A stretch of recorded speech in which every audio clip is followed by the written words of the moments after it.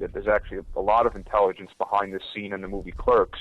And when you can understand what's going on, you could actually give yourself some great lessons in psychological self-defense. Okay, now you said it's what is it, a ponerogenic process? What's that word mean? Ponerology derived from the Greek word poneros, meaning evil. So what ponerology is science based on the nature and spread of evil. And the more you know about it, the more you know about antisocial personality disorder type behavior, and how these people are able to get away with their behavior all too often, because they're able to basically frame people who are termed as empaths, who have a very strong moral compass, who are more empathetic than the average person, who are likely to oppose a sociopath, and they also have an ability to generate apaths, which is somebody who's basically caught in the middle of a situation and would normally have a good moral compass. They might even know something's wrong, but due to them feeling uncomfortable or like they can't do anything, they're kind of inert in the situation, and they vicariously and inadvertently wind up helping the sociopath achieve their goals of framing the empath and leaving the empath without support, as they're able to brainwash some people in the middle of going a step beyond apath and actually converting them into engaging in the sociopathic behavior, many times unbeknownst to the person that's assisting them and engaging in this behavior. Okay, now when you use the term apath, do you mean that's somebody who's neutral, who's not, a sociopath, and who's not an empath? It's not necessarily neutral. It's that their behavior becomes neutral. They might have moral compass to the point where they know that something isn't quite right, and they might know that something wrong is going on. They might spot and sense there's something wrong with the sociopathic behavior, which is clinically known as antisocial personality disorder type behavior, but due to feelings of uncomfortability or what could I do, or not wanting to reap any repercussions on the part of the sociopath, they would just remain in a state where their heart might know that it's wrong, their mind might know that it's wrong. They refuse to take action because of feelings of uncomfortability and sometimes even fear.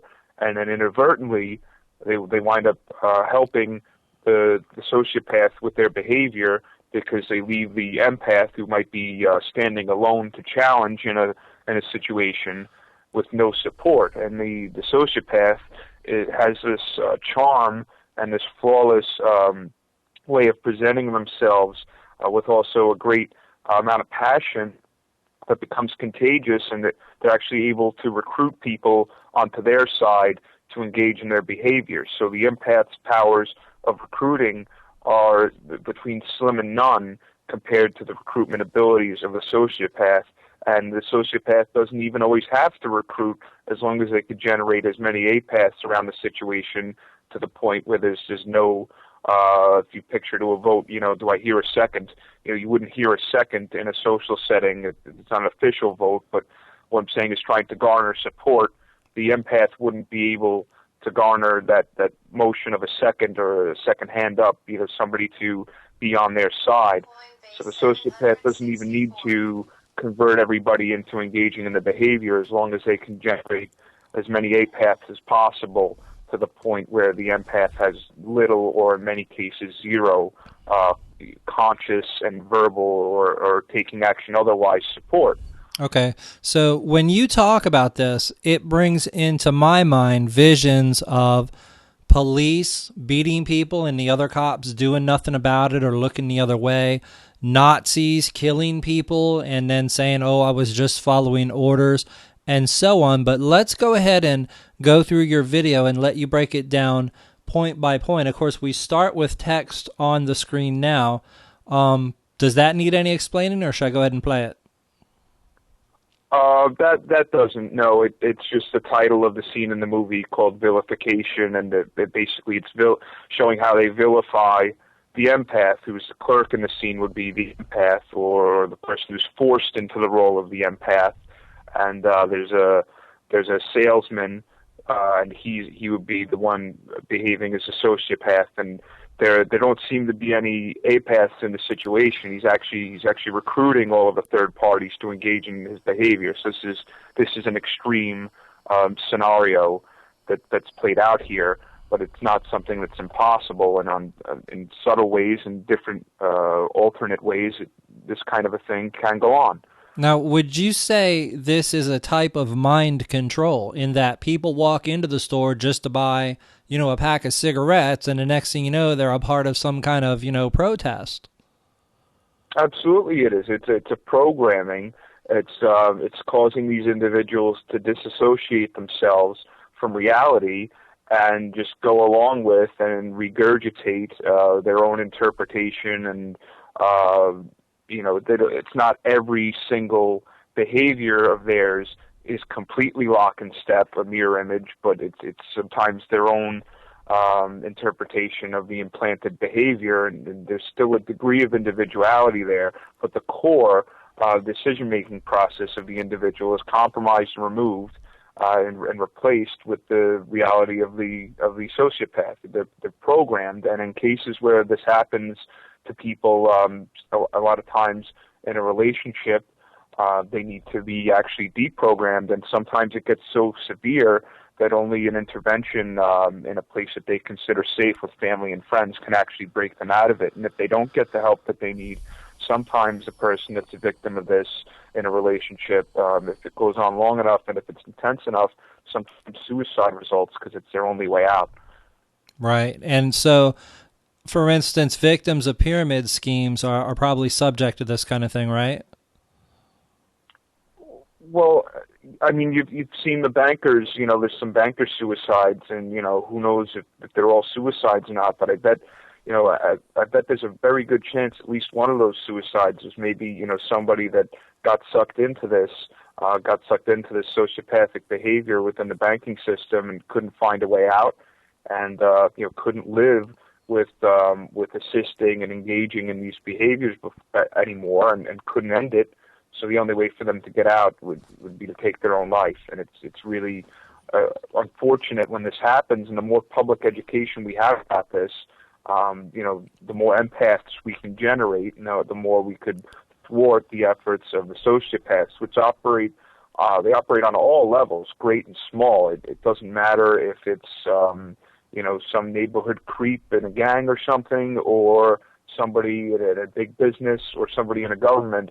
And I think the key to it really is public education and looking out for it on a localized level. Because the more we do that, I think a bottom-up approach is probably best at this point. Right. Okay. So generally, the subject is really, it's Ponerology here, right? Yes. It's a newer, recognized field, but there's psychologists and sociologists who have, and even philosophers and just intelligent people throughout history who have dropped a seed or a breadcrumb here or there, pointing towards these principles. But it's only more recently has the book Political Ponerology actually been published. It was published in Polish in the early 80s, but it didn't actually make it into the English language until much later. And it's been claimed that Zygmunt Brzezinski actually did pulled a lot of strings to keep it from going to print in English. Oh, wow, I didn't know that. Now, would you say that's a good book for people to get for instance, relatives who will not wake up, being that it, really explains the motives behind a lot of the politics? It could help, but you have to remember people have short attention spans too, and so it might not work for everybody, but it can help. And there's a program that Dr. Robert Hare has started called Aftermath, and he's sponsored it. And what Aftermath is it's a program to help people that have been victims of this type of behavior. And he says, we focus a lot on the perpetrators of this, but there's not enough emphasis on the victims and how to get treatment and help and support. And there's potential to heal for a lot of these people, but if they don't know where to go and they don't understand what happened to them, then the healing might not happen, and they might not be able to have normal relationships, or even fully reconstruct themselves mentally, because it really is a systematic mental deconstruction that goes on over a period of time, which could be short-lived, medium-term, or long-term. And the people that wind up taking their own lives are more, in most cases, it's long-term. And the longer it goes on, the harder it is for an individual to break free from, the stronger the hold is, and the longer the sociopath and the greater lengths the sociopath can push boundaries with this individual and mind control them. If you remember, of course, Charles Manson, his whole thing is, well, I didn't personally kill anybody, but no, he twisted and manipulated people's minds with the assistance of psychedelic drugs in order to kill for him. And we lesser hear about people that their mind is twisted and bent to the point where they take their own lives. That has never really come to prominence at the level of what happened with Charles Manson and his followers. But a lot more lives have been lost this way, and it's most unfortunate that we don't have nearly the awareness of it that we should. Okay. Now, so you would say the people who did those killings for Manson, or the people walking into this store in this movie and taking the side of the psychopath here, are victims, right? That's kind of what you're saying. Absolutely. It's are they responsible for their own actions? Of course, to a degree, yes, they are.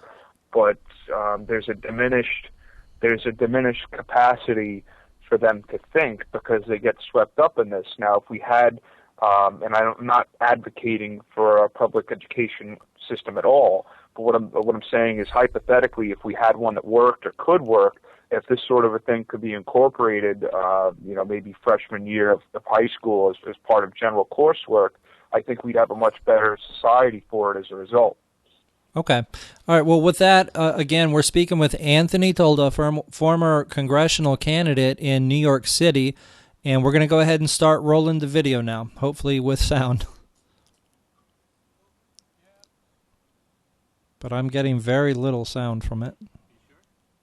Oh, that's strange. I've never had a problem with the audio on it.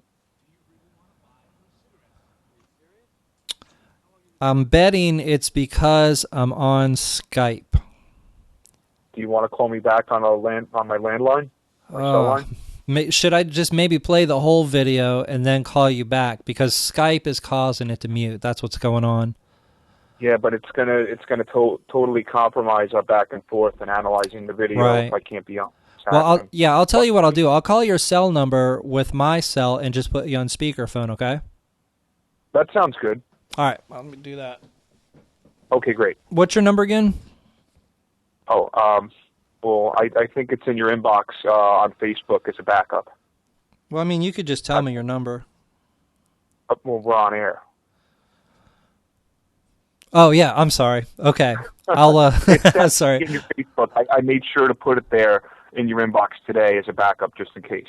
Okay, I will call you in just a moment then. Great, thank you. No problem.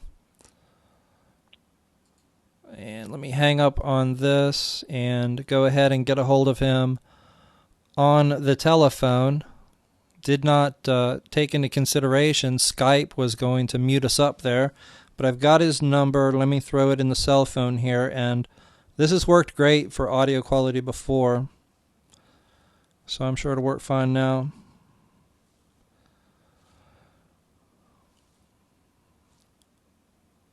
'06 call and speaker.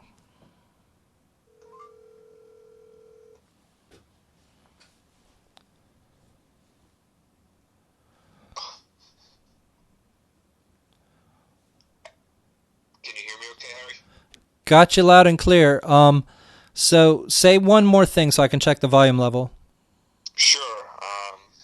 Anthony Tolda, good to be with you on air. All right, that works. I'll just hold the phone up here, and we'll go ahead and roll the video now, and it should have perfectly fine sound. So we're going full screen for that.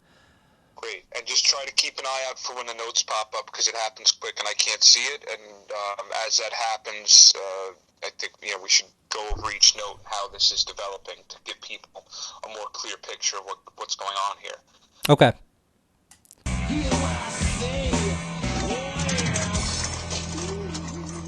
Thanks. Have a good one.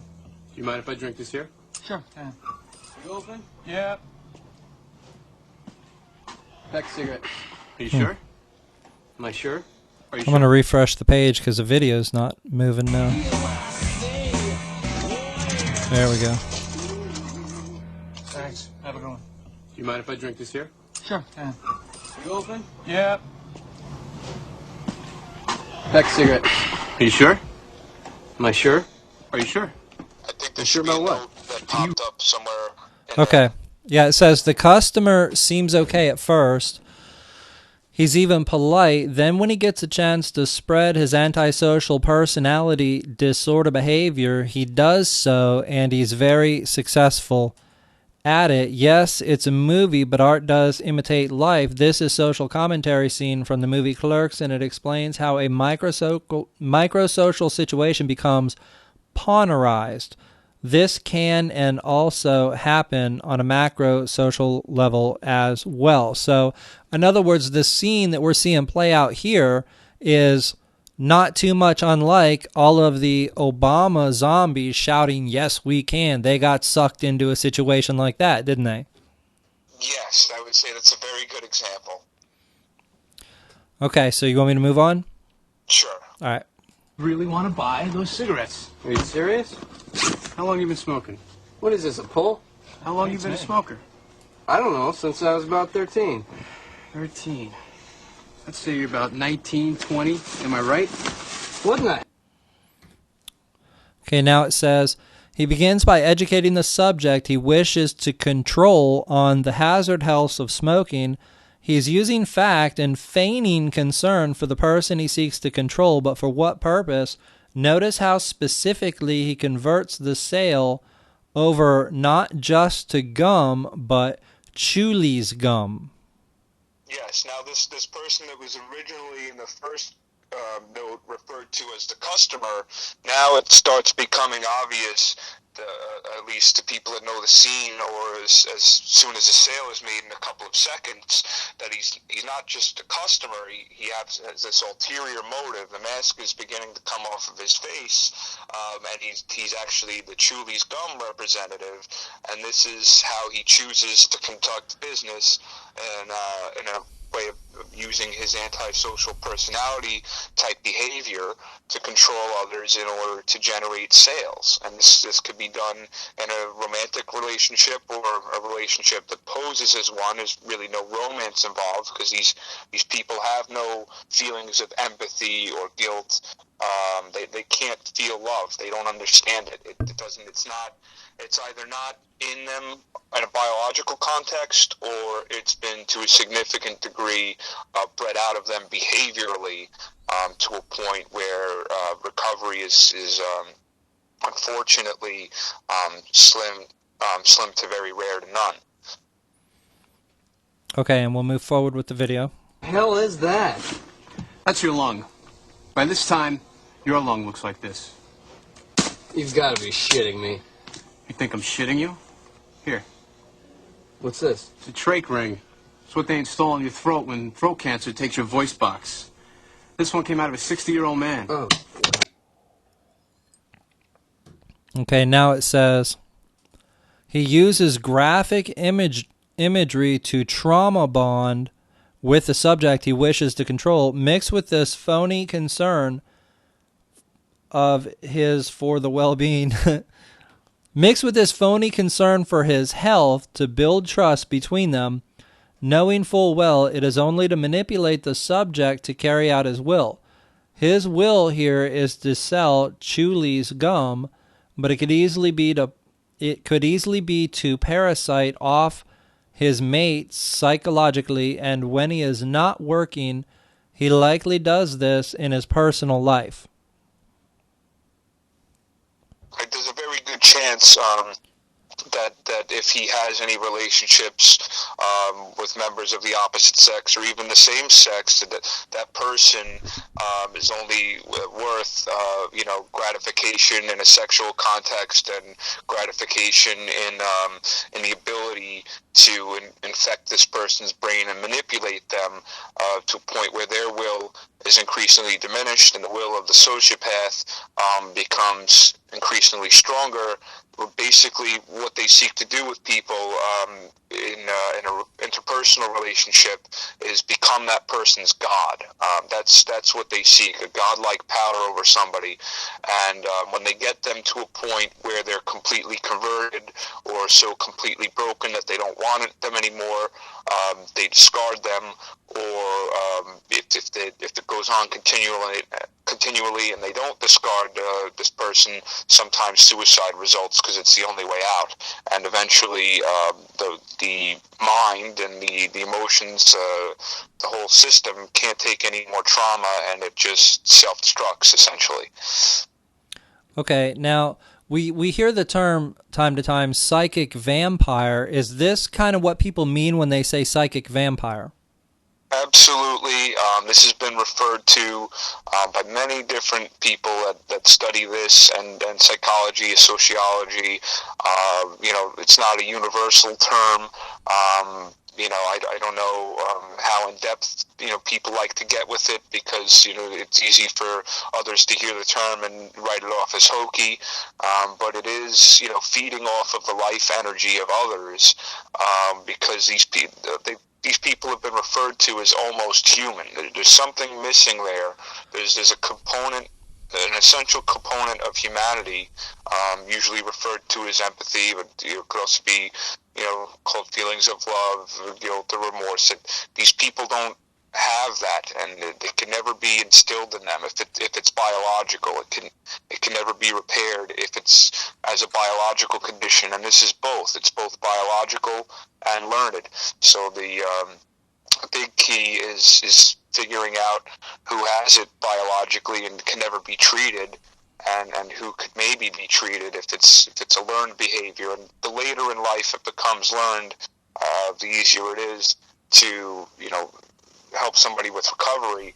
But if it's something that's been instilled from somebody from a very young age, it becomes a very much stronger part of the psyche and so much harder to unravel. But if it's biological, it's near impossible. And there is one case that's kind of popular recently, where a man was born like this, but because he was in an environment that was loving and nurturing, he actually didn't wind up engaging in this behavior so much at all. Either that, or he's very good at covering it up. And this is something else that makes this such a dangerous condition, is that some of them are so good at it that they could fool the most world-renowned psychologists trained to identify and comment and diagnose, or at least comment on these behavior traits. Some of them could fool the best out there. So it's very important. The more education we have, the more progress that this makes, the easier it's going to be to identify. But right now, some of the best of them could fool the best psychologists out there. And unfortunately, a lot of times attempts at treatment only result in them becoming better at fooling others and doing what they do. So some people, not only are they untreatable, but treatment attempts actually help them facilitate their evil goals. Okay. And most of the things that these people do, they're kind of premeditated, aren't they? Yes, it's all very calculated, systematic, premeditated. It's like there's a playbook that they all have unconsciously. Whether they're just wired to do this or they learn it by observing it, but somehow or another, they're all playing from the same playbook. In fact, I ran into somebody recently I went to high school with, and we were in one of the same social circles, and we were in a car one night, and I noticed her boyfriend said to her, she would never speak. She was such a quiet and nice girl. She would speak to him, but wouldn't really speak much to anybody else. And she said something once, and I think I remember actually saying something back, and he got all mad, and he says to her, "What did I tell you about talking?" And it really rubbed me the wrong way. Wow. And I didn't like it at all. But I was very young at the time. I wasn't educated on these matters, and I didn't know what to do. I would see this person in the hallways, and I would see the look of sadness and brokenness in her, and I knew where it was coming from. But, not knowing what to say forced me into behaving like an empath, even though in my heart and mind, I was empath at the time and still am. At the time, I didn't know enough, and so I didn't do anything to even address the issue. And there's no way for me to know if I could have had positive benefit by saying anything at all. But I think to try, if you notice something like this, try to help somebody is better than to just do nothing. Right. But without education, people don't know what to do, and it becomes a frozen state of, well, this is uncomfortable, and I don't know what to do, and it's it's not my life. It's, what do I do? Yeah, and this is definitely something that people are never educated about. Now, some of the things that I've heard are, number one, these people tend to recognize each other, kind of like a wolf recognizes another wolf while they're hunting, and they hunt together. And the other thing is that companies that are in business to make profits by taking advantage of the people in general will actually, do psychological testing when they're looking for a new CEO because they're seeking out these psychopathic people. Yes, they look for these qualities, that's true, and they do have a remarkable ability to work with each other. They can be very disciplined in some ways and very impatient and undisciplined in others. And the more you know about them, the easier it is to catch them in the act. But the unfortunate part and the real challenge becomes convincing other parties involved that this is reality, this is what's happening, and this shouldn't go unchecked. And the more the behavior goes unchecked, the easier it becomes, and the more people are able to convert into it. There's a woman, I forget her name, I wish I remembered. She did a video for these, a speech for these people at TED. I forget what the organization is about, and I remember one of my friends saying, "Oh, I don't like TED," and this, that, and the other. But what this woman says in this presentation is very true, and at the end, she's getting on about how 1 in 4 people has some form of mental illness, and she said if we don't start talking about it and educating about it, and then we're going to wind up with 4 out of 4 people, and that's a statement that's completely in line with the field of Ponerology, because it's a spread of this mental illness. It's interesting you say that, because I see more and more people in general starting to control other people, and I don't know if it's conscious or subconscious, but a subtle form of mind control. Like, for instance, when your waitress comes over, and instead of actually stopping at your table and asking you in a nice tone of voice, "Do you need anything?" she just walks by you and shouts, "Got everything okay?" and keeps going, because she knows you're going to be like shocked and not answer, and she can just keep going. I mean, I don't know if that's really related to this, but it's kind of a premeditated, mind-controlling kind of thing, Right, I see what you're saying. The behavior is, intentionally off-putting to, elicit a response of silence, because who wants to order something from somebody who appears disgruntled? You don't want that person handling your food at that point, so it's just, okay, I'm good, see ya. Yeah. All right, well, let's move forward with the movie now. Smoked until the day he died. Used to put the cigarette in this thing and smoke it that way. Excuse me, but could you... This is where you're heading. Cruddy lung, smoking through a hole in your throat. Do you really want that? Well, if it's already too late, I guess I'll just... It's never too late. Put the cigarettes back and try some gum instead. Here, Chuli's gum. Try this. It's not the same. It's cheaper than cigarettes, and it certainly beats this. Oh, Jesus. It's a picture of a cancer-ridden lung. Keep it. I'll just take the gum. 55. You made a very wise choice. Keep up the good work. If you're going to drink that coffee, I think you ought to take it outside. Now, could we pause it No, I there? think I'll... Okay, now, all right, go ahead. See, what he does there is he makes himself, he actually paints this picture that he's heroic, that he's a good person, and that he's concerned and all this stuff. And you notice the guy who converts his purchase from the cigarettes to the gum, in the beginning, he actually says, "Is this a pull?" And what that means is this some kind of scam, or are you trying to bamboozle me? So he actually does suspect the behavior at first, but the execution of it is so flawless that even somebody that might have the guard up initially He wears them down. He earns their trust. He does what's called trauma bonding through that graphic imagery, and through putting him in this fight or flight scenario. Well, there's danger, and he puts them in this basic scenario. And the first part of your brain that forms when you're a fetus is the brain stem, and the fight or flight is actually located there. So he's reaching into something that is the most primal instinct that people have in order to manipulate a person, and it actually will work on people that have a degree of psychological self-defense, because the guy clearly did suspect that at first. Right. And, you say trauma bonding, that's basically 9/11 and the Boston bombing and Sandy Hook. That's all trauma bonding when they keep playing those images over, and that's what they're doing, isn't it?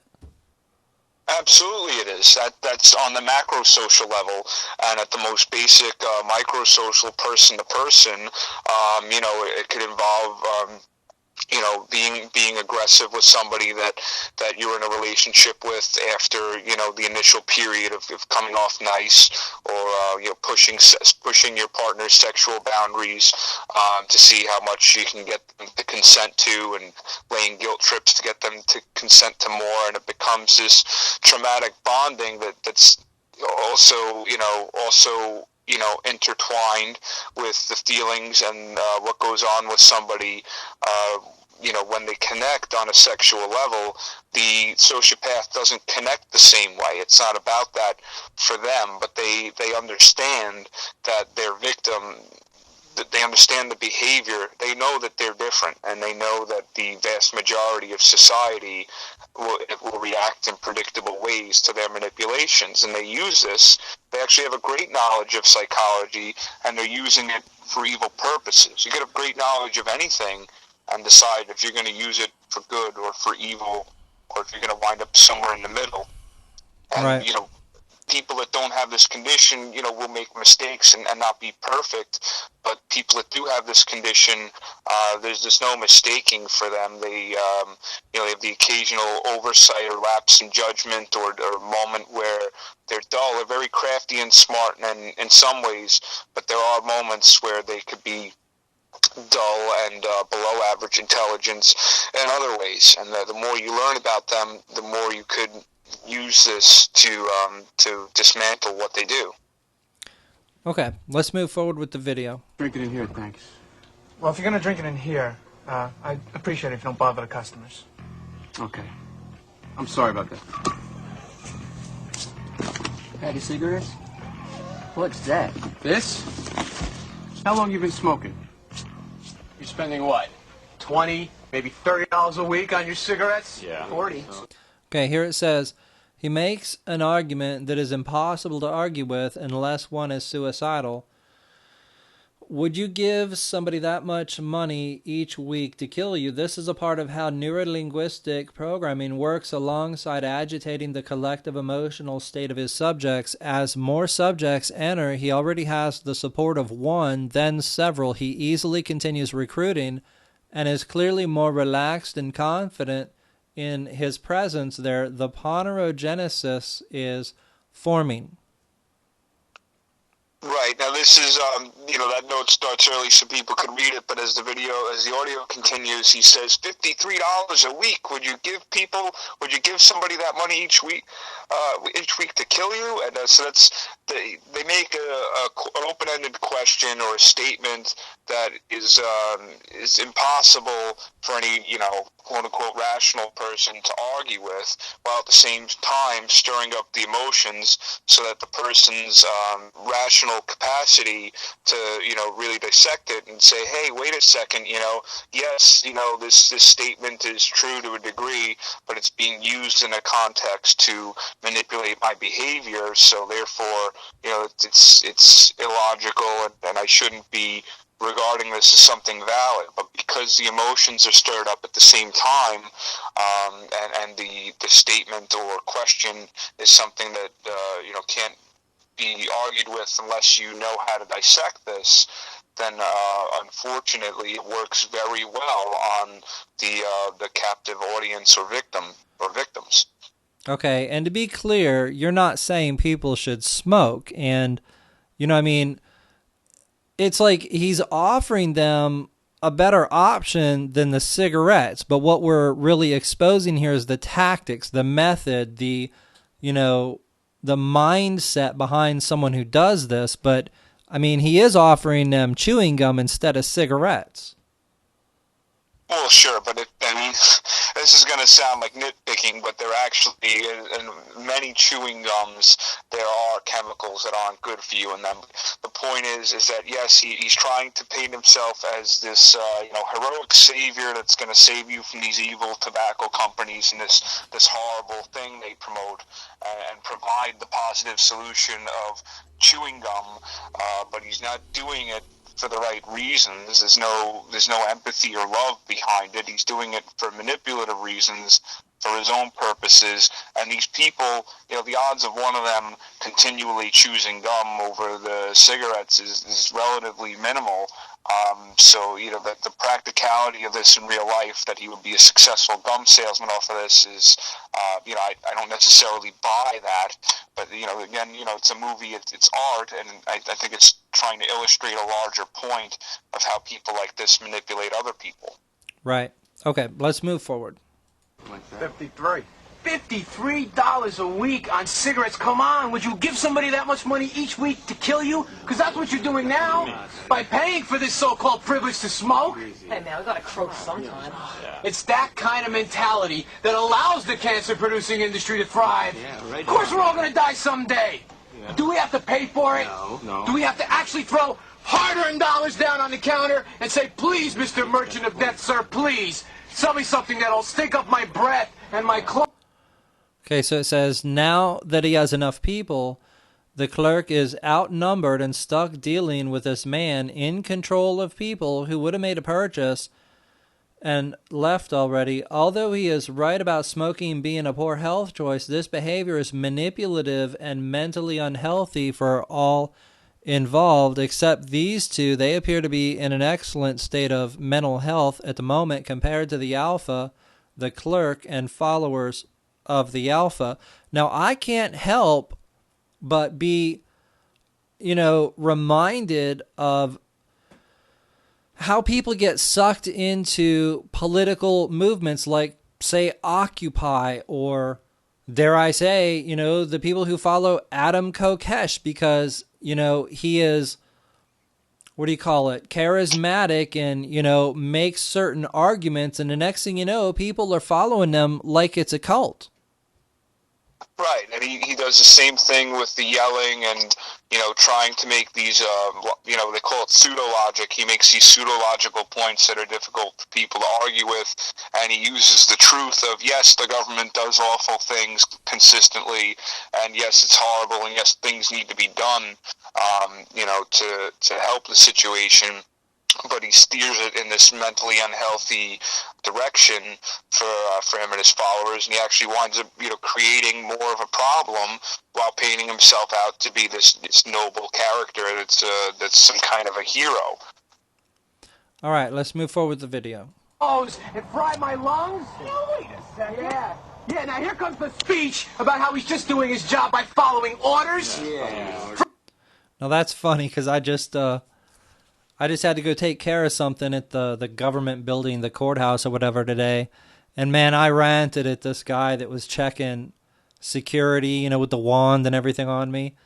I had the same, I'm not going to go into it, but I was like, yeah, that's what the Nazis said. They were just following orders.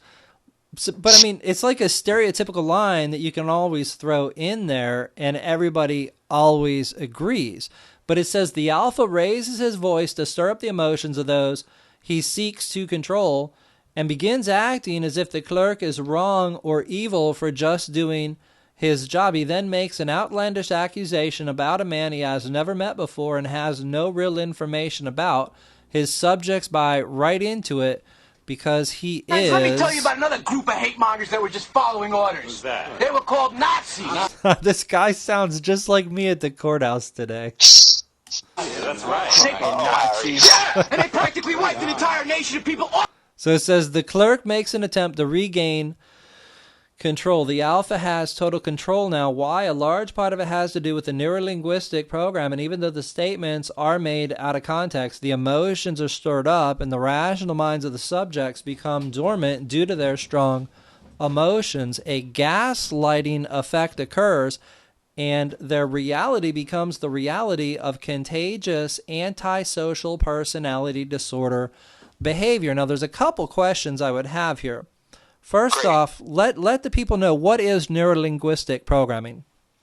Neurolinguistic programming, or NLP, it's a way that is most commonly used, or more commonly recognized in somebody that has a public voice or would publicly speak. And there's actually a group of I believe it's hypnotists that have released some information on how Obama uses it, and they dissected how he said certain things in his on the campaign trail in 2008.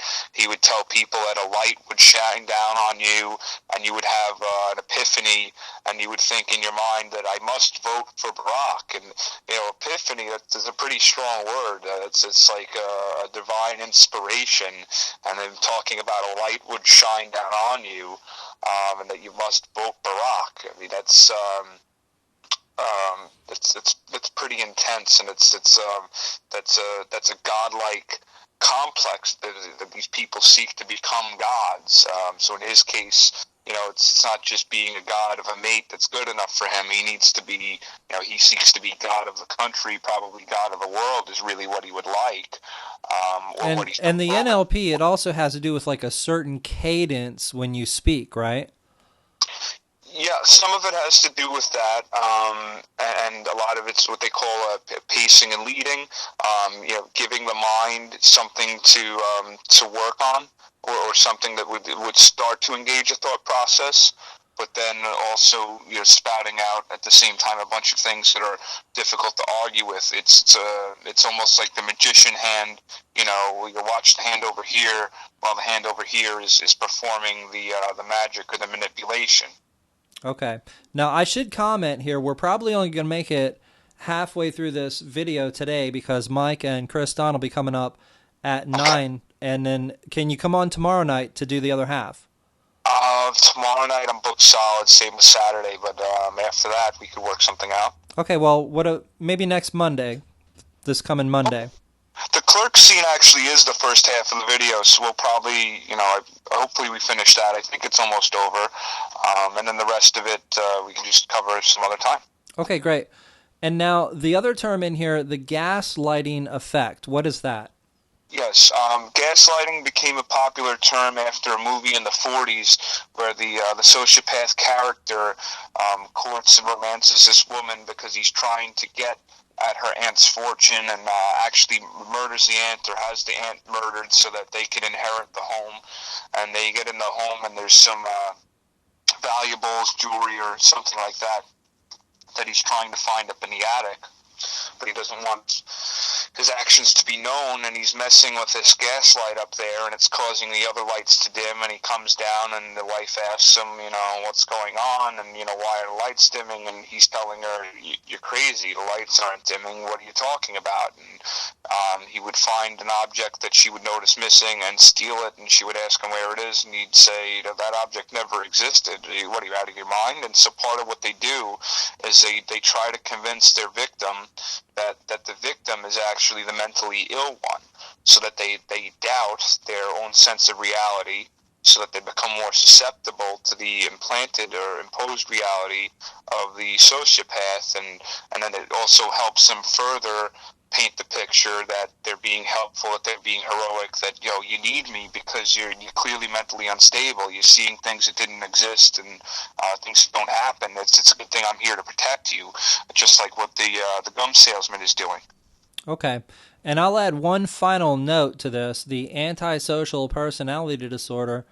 That's a side effect of a lot of medications. Isn't that also called dissociative identity disorder?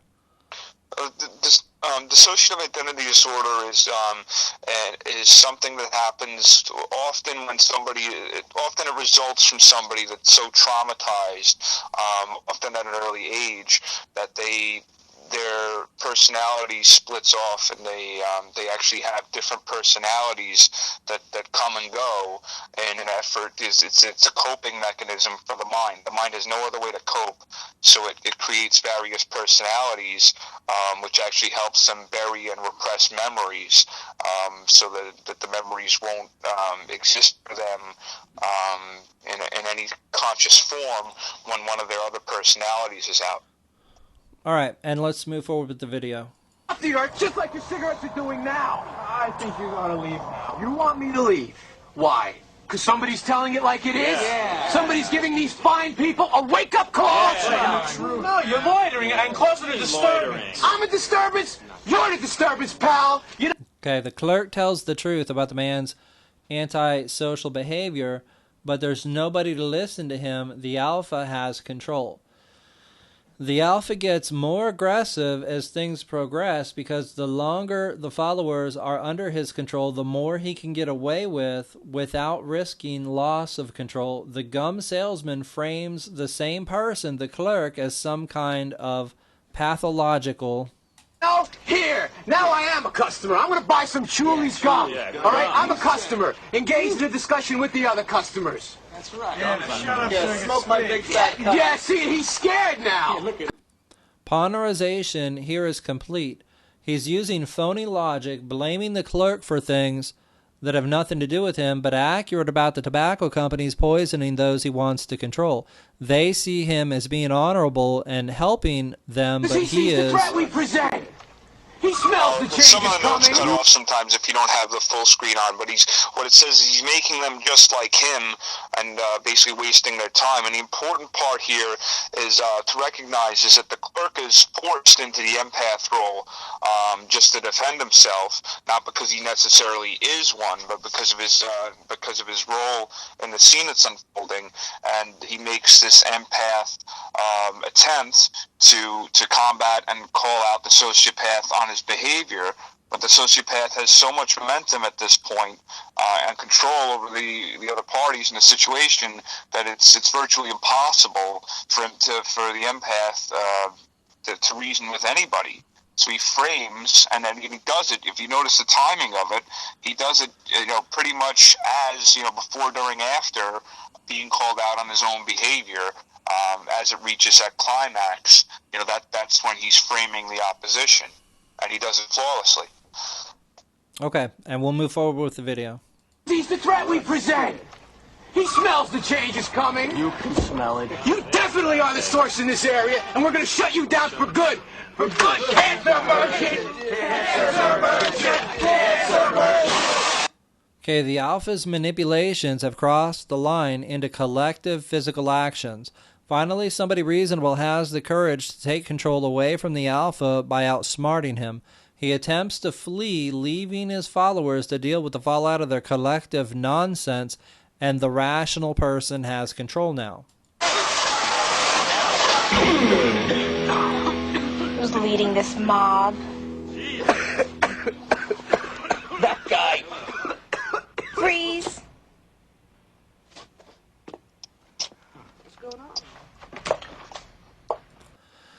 Okay, it says he could conduct his business in a regular way, but because he is an alpha with antisocial personality disorder, he almost gets away with his inappropriate behavior all too easily.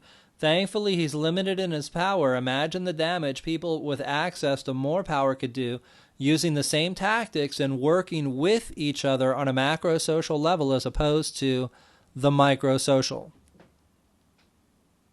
And comment on that.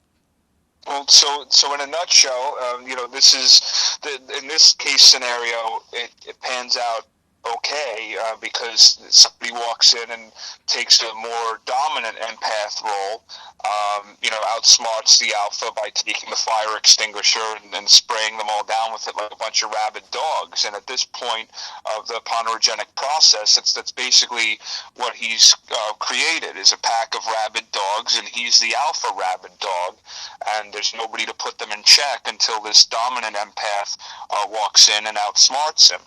But in many cases in life, there is no dominant empath, there is no outsmarting, and the alpha rabid dog gets away with it, whether he has a pack behind him or not.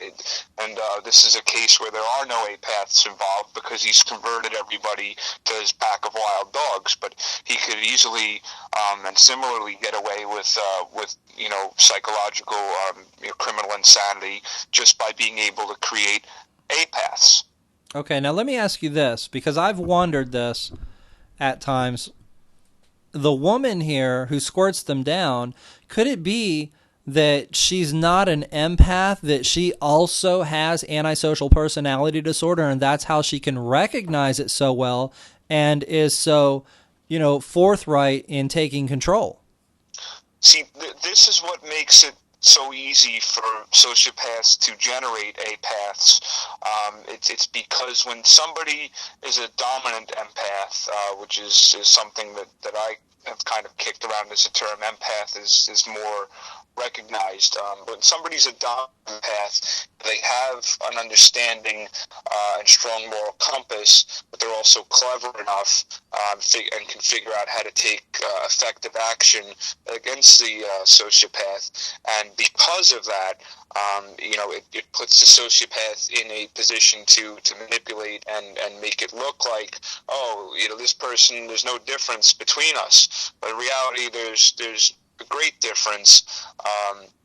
Mostly the difference being is that the dominant empath has the ability to love, has the ability to realize the difference between right and wrong, and there's a moral compass there. And the reason that people in the middle to get turned into apaths or get recruited to the sociopathy side of things is because they don't have the strength of moral compass and mental fortitude to see through a phony moral compass and or to pick a side that it has less recruits. If you see the winning team, you remember the Super Bowl? I mean, how badly I don't even remember the two teams, honestly. That's how little I care about sports, but I did watch the game. I think it was the Seahawks that won, right? And the Broncos that lost. Now I remember. Right. And the Broncos were beaten so badly. As somebody that's neutral and cares nothing about sports, I was like, wow, if I was a Broncos fan right now, I'd be hiding under a table. So this is a perfect example of what would happen in this situation between a dominant empath and the sociopath. Is the sociopath dominates so much because they're so flawless in their presentation, because they're so passionate, and because they're able to manipulate and instill fear, and they do this systematically over and over and over again. Whereas a dominant empath, you will only reveal these traits ordinarily, or in my opinion, when they're placed in a position up against the sociopath. So they have less practice at dismantling what the sociopath has experienced creating consistently. Okay. And let's see if we can get through the rest of this real quick here. Let's see some credentials. Slowly. You're a Chuli's gum representative? Chuli? And you're stirring up all this anti-smoking sentiment. To what? Sell more gum? Get out of here. And you people, don't you have jobs to go to? Get out of here. Go commute. Okay, the rational person who's taking control tells the person with ASPD to get lost, and his followers can't wait to get lost too. She lectures them on how foolish they were, and maybe some of them learn a lesson from it. And I'm going to go ahead and keep rolling here because we're down to 2 minutes. Be ashamed of yourself. Bunch of easily led automatons. Try thinking for yourselves before you pelt an innocent man with cigarettes.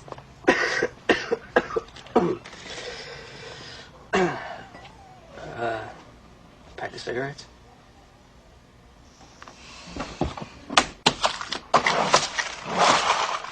Okay, and that's probably pretty much it right there. I appreciate you. All right, one more. Ponerology boils down to being a complex antisocial ruse. People who see it don't appreciate it, but until they understand the psychological aspects, they're usually as helpless as the first clerk to convince others something is wrong with the persons controlling them. So this really goes to the heart of why when we try to convince people, the evil New World Order is controlling the world through the banking system and so on, they just can't see it.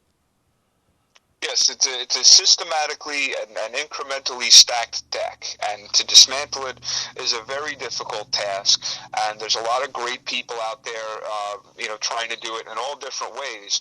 But until we can really get the general public on the same page of education and awareness of what the core of all this is, it's really like kind of fighting with both hands behind your back.